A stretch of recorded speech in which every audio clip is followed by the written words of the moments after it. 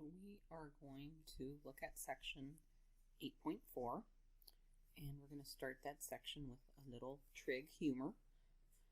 So if you are going to take the sine of a variable called gerene over the cosine of a variable called gerene, then you're going to get the tan of gerene.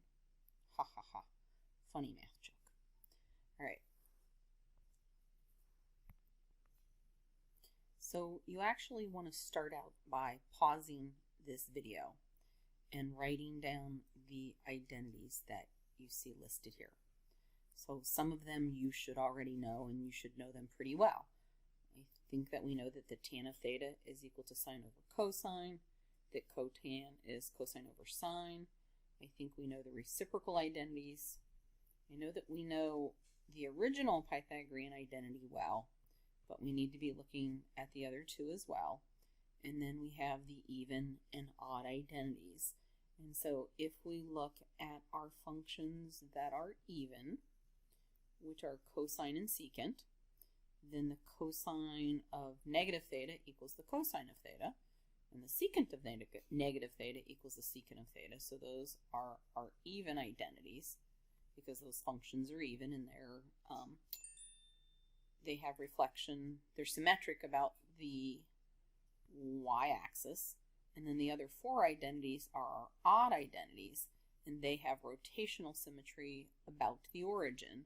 And so for each of those, f of negative x is equal to the negative of f of x. Remember, that's our property for odd functions. And so all of those four functions have that property. We're also going to zip down to the end of the lesson for just a minute, where they give you some guidelines for establishing identities.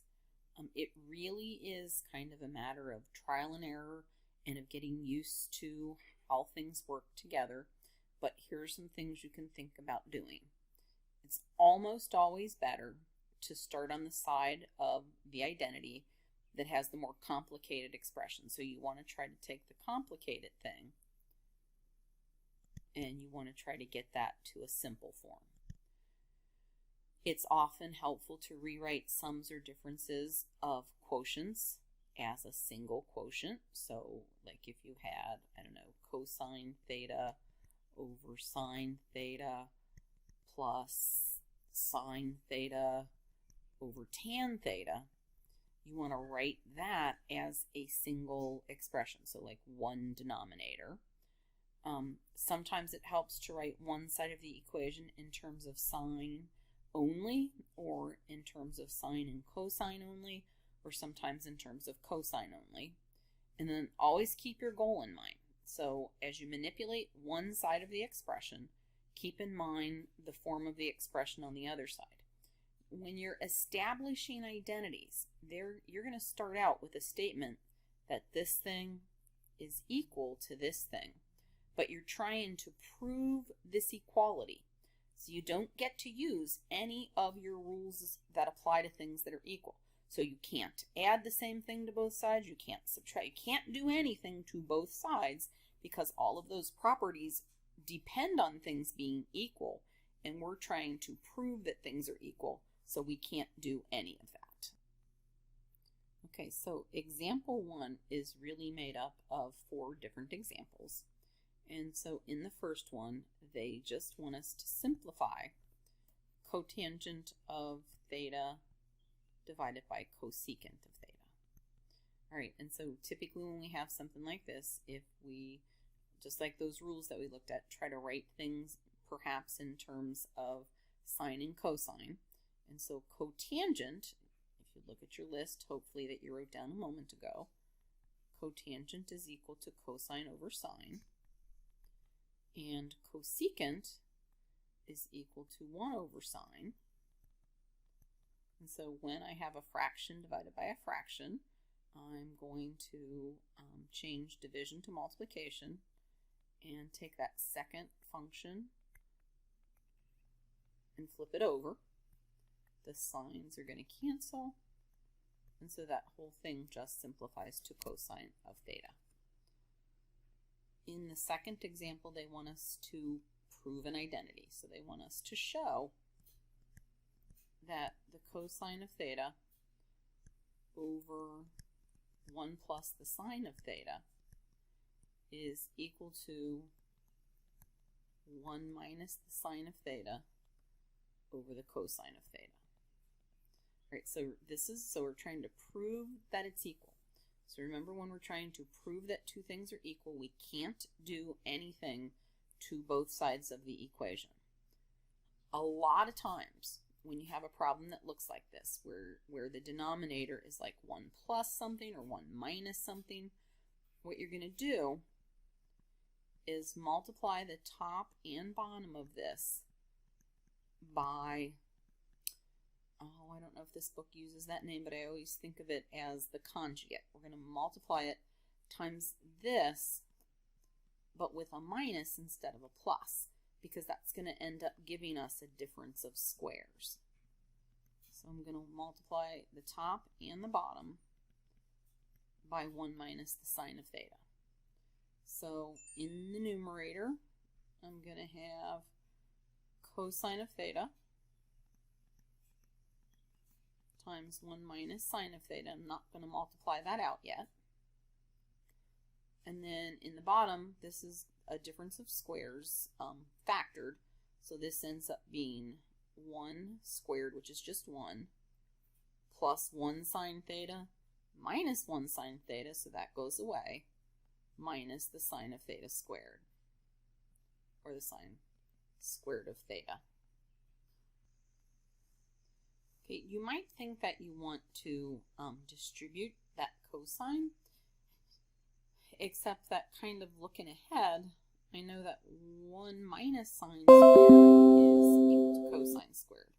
Right, that's my Pythagorean identity, but kind of slightly turned around a little bit.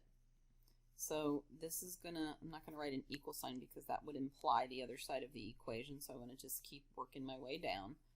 So this is gonna be cosine of theta times 1 minus sine of theta, and then the denominator is the cosine of theta squared, or you could think of that as cosine theta times cosine theta. And then remember the other hint they gave us to kind of keep in mind what we're aiming for? That's the other reason that you don't want to distribute that cosine, because before it's distributed, you've got the thing that you're looking for right here. So this cosine cancels with this cosine, and then we have proved the identity because now the two sides of the equation are equal to each other. So that was part B of the examples in number 1.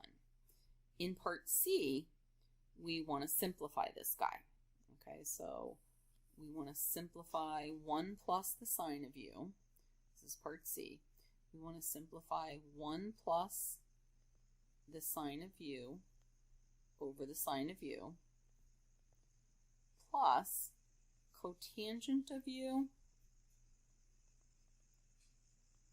minus cosine of u all over the cosine of u. The directions for part C ask us to get this expression into an expression over a common denominator.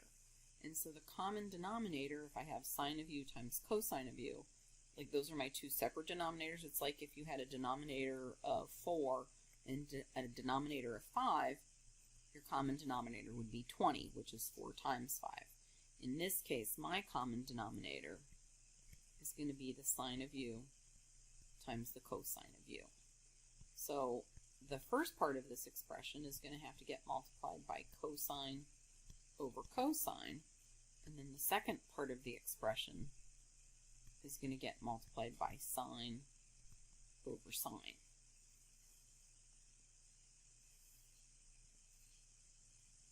So if we do that multiplication, over here we get cosine of u plus cosine of u times the sine of u, right? That's what we get here.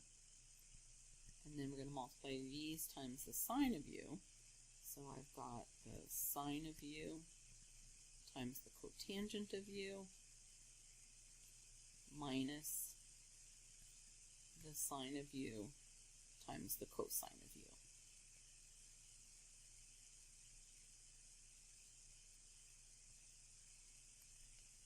Okay, from there it's pretty straightforward.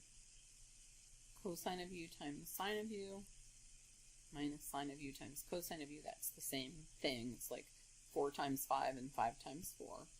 So those cancel. Right here, we can rewrite cotangent of u as cosine, wait a minute, what's cotangent? Tangent is sine over cosine. So cotangent is cosine of u over sine of u. And remember that that's getting multiplied by the sine of u, right? So this cotangent is here. And so these signs cancel. So what that leaves me with here is a cosine of u plus a cosine of u, which is just equal to 2 times the cosine of u over the sine of u times the cosine of u. So those cosines cancel, and we get 2 over the sine of u. If we didn't want a fraction, we could write 2 times the cosecant of u. Kind of just depends on your problem situation. Part D asks us to simplify by factoring.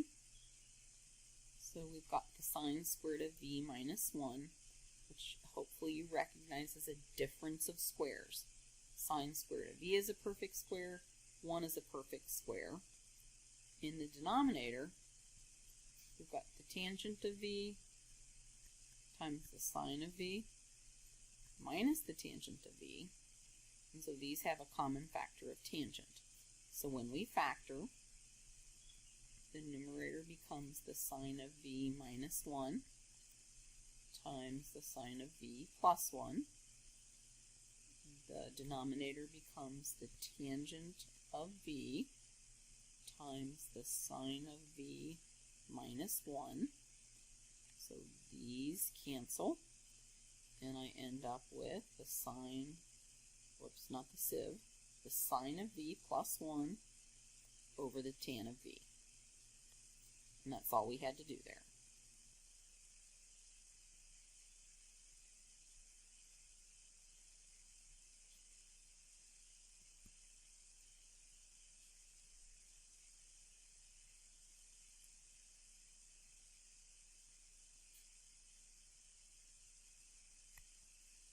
Okay, so sine is an odd function, so that means that the sine of negative theta is the same thing as the negative sine of theta, right? And so that's squared.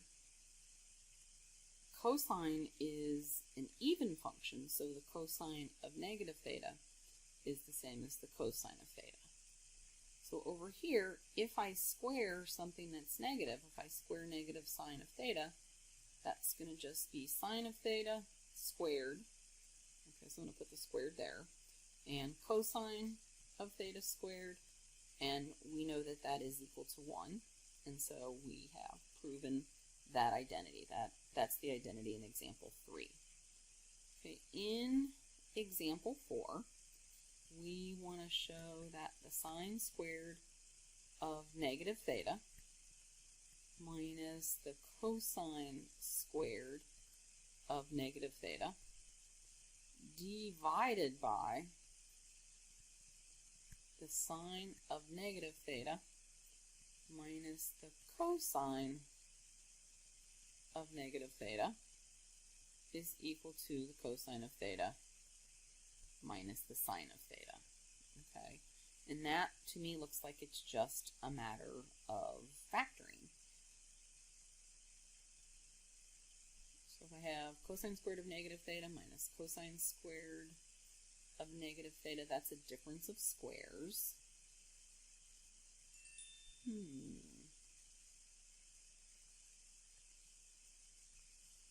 Notice that on the right-hand side of the equation, the angles are not negative anymore.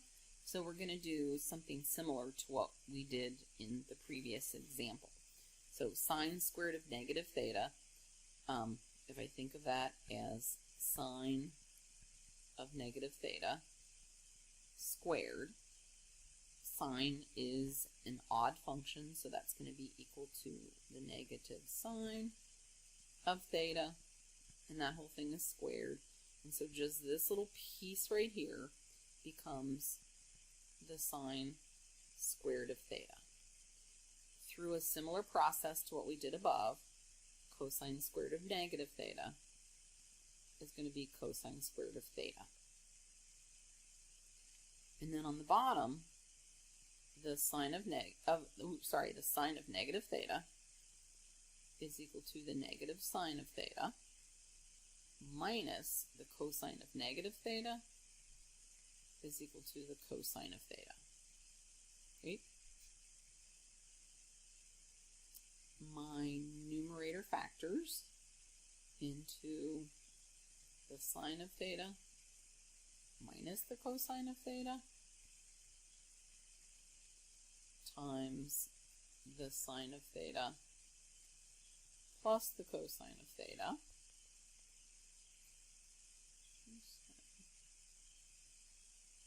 If I factor a negative 1 out of this, it's going to equal negative 1 times the sine of theta plus the cosine of theta. So these are going to cancel. And then I just kind of want to do a tricky thing with this. I want to divide both of these by negative 1. And then I'm going to switch the order around. So when I divide sine by negative 1, it becomes negative sine. And when I divide negative cosine by negative 1, I get cosine. And so that makes me equal to the thing that I was trying to be equal to. In example 5, we're trying to establish that 1 plus the tangent of u over 1 plus the cotangent of u is equal to the tangent of u.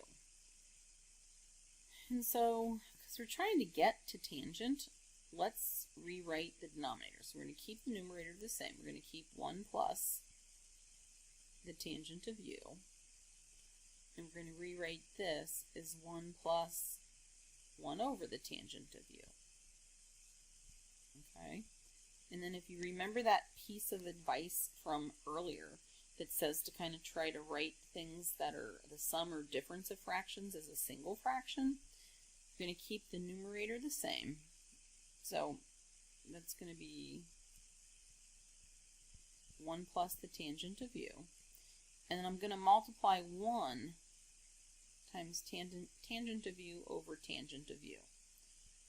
So that gives me the tangent of u plus 1 over the tangent of u. Okay, you see where I got that from? So I added my numerators. Tangent of u plus 1, and then that just goes over a single denominator.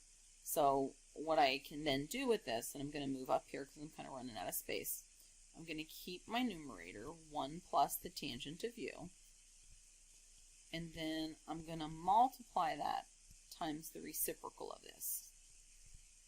So tangent of u goes on top, tangent of u plus 1 goes on the bottom, and this is the same factor as this, just the two terms are switched around.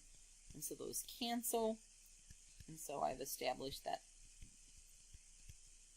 identity because now the tangent of u is equal to the tangent of u. In number 6, we want to show that the sine of theta over 1 plus the cosine of theta plus 1 plus the cosine of theta over the sine of theta is equal to 2 cosecant theta. All right. So, we want to get this over a common denominator, right? So we've got two different fractions, and so our common denominator is going to be 1 plus cosine of theta times sine of theta. So that means we have to multiply that first factor times sine of theta over sine of theta. So that first piece becomes the sine squared of theta, right? If I multiply sine times sine, I get sine squared.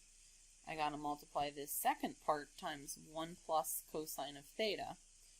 And for now, we're just going to write that as 1 plus cosine of theta squared, right? Because I'm multiplying 1 plus cosine of theta times another 1 plus cosine of theta. I'm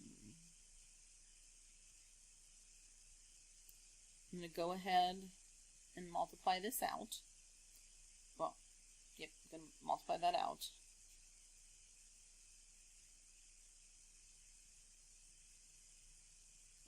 So we have sine squared of theta times,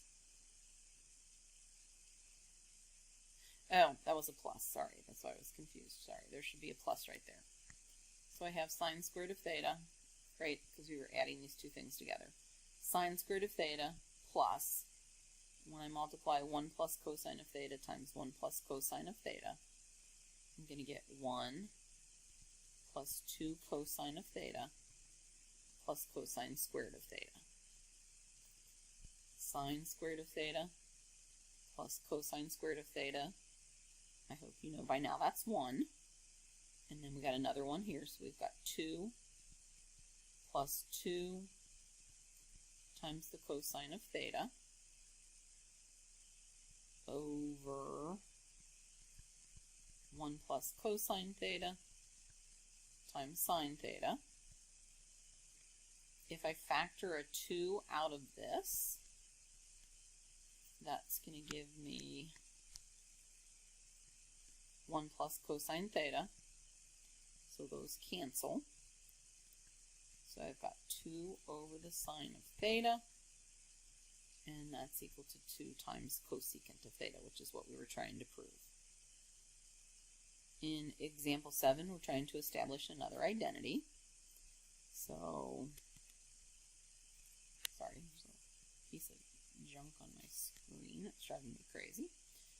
In number 7, we're trying to get the tangent of b plus the cotangent of b over the secant of v times the cosecant of v. We want to show that that whole thing is equal to 1. Alright, so we probably want to start by trying to write everything in terms of sine and or cosine. So tangent is going to be sine of v over cosine of v. Cotangent is going to be cosine of v over sine of v. Secant is going to be 1 over cosine of v, and cosecant is going to be 1 over the sine of v. Okay. We want to get the numerator to have a common denominator, so we want to get this part of the fraction to have the denominator cosine over sine. So we're going to multiply this first one times sine of v over sine of v, and we're going to multiply this second one times cosine of v over cosine of v. So when we do that, we're going to have sine squared of v plus cosine squared of v over cosine of v times sine of v. Right? Sine times sine is sine squared.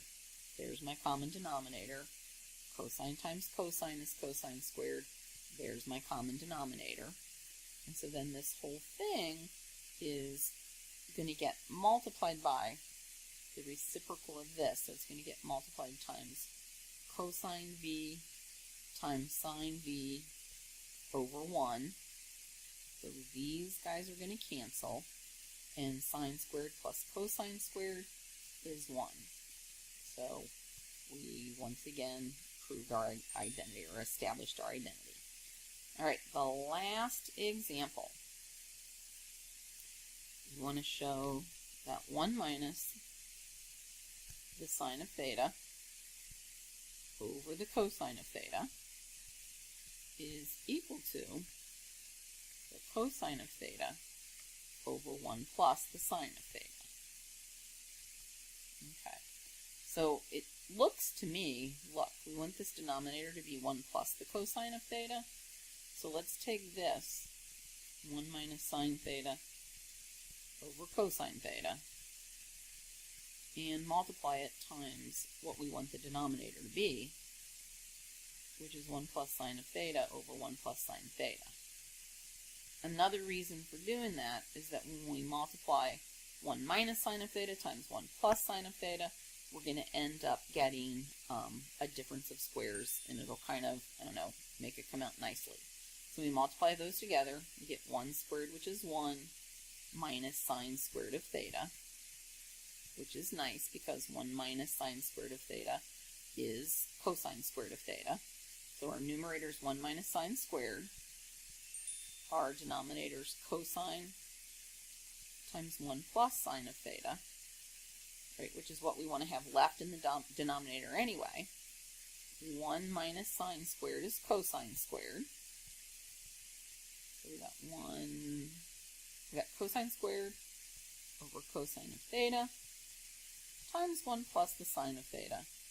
And one of those cosines cancel with this one, which gives us what we were looking for, which is cosine of theta over 1 plus the sine of theta.